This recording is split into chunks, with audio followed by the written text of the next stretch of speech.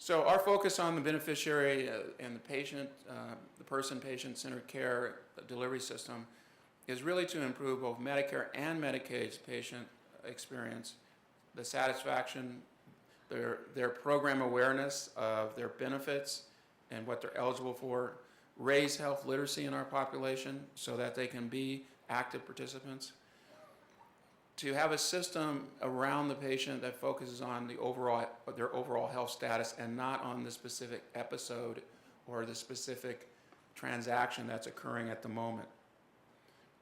To look at functional status and to work strategically to raise functional status of our population using all the tools that are available, including research, bringing research to the delivery system by reducing the cycle time between new discovery and the use, by coming up with diffusion strategies to diffuse that information more rapidly. It's a shame that there are a number of new discoveries and best practices, but the diffusion of those best practices and those discoveries is hampered by the lack of a foundational way to communicate those new discoveries.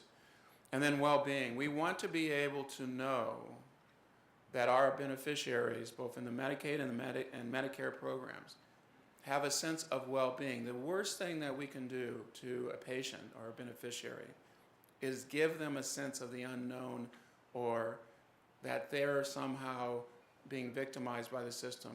Because what that does is create an extra level of stress on the patient that is unacceptable. And that starts with us when we answer the phone and cannot answer the question about their benefits.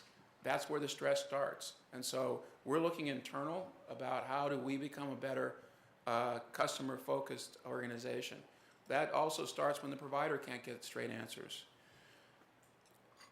We want to assure that beneficiaries receive high-quality health care, and to do that, we have to provide transparency in the system. So as we're collecting data, it's not for the purpose of gotchas, but the purpose of validating where the opportunities to improve quality and reduce cost are, and then making that information available more rapidly to providers.